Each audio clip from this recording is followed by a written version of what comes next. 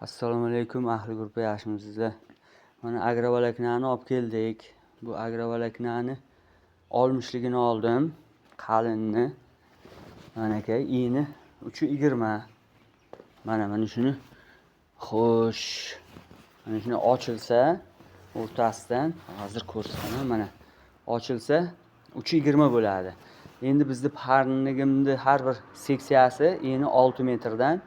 O'shaning uchun men buni ikkitasini bir-biriga ulayapman. Hozir men sizlarga ko'rsataman qanday qilib ulayotganimni. Mana aka. Ikkitasini xuddi mana shu sozda tikilyapti.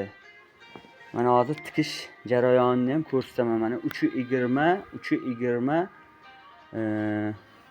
bo'lyapti, 640 qilyapman.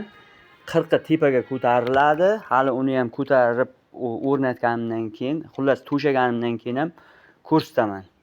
Mana hozir shu jarayonni ham bir ko'rsatayin. Mana xo'sh, mana bu ikkita mana o'rtasidan olinyapti, mana aka. Mana buni sal bunday och, mana shu, mana aka. Shu so'z olyapmiz-da, mana bitta buklayapmiz, mana bitta buklab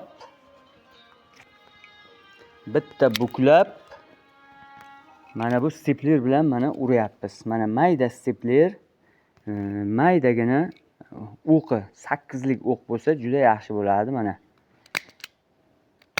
Mana xuddi mashina tikkanday mana urib ketyapti. Bu juda mustahkam ushlaydi.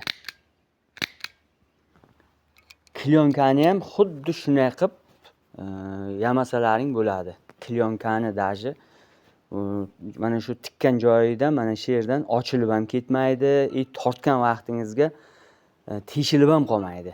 Buni men necha yildan beri shunday qilib ishlataman. Mana aka, hozir men sizga jarayonni bitta yana ko'rsataman, qanday qilib urib ketaveradi. Mana shunday qilib to'xtatmay urib ketaverasiz. Mana aka. Mana shunday qilib mana 640 qildik. Sizlar ham endi sezoni keldi buni ishlatadigan bo'lsalaring, qanday qilib ulaymiz deb demoqchimanki, o'ylanib boshlaringni qotirib o'tirmanglar. Mana shu juda oson variant. Mana shunday qilib ulaysizlar.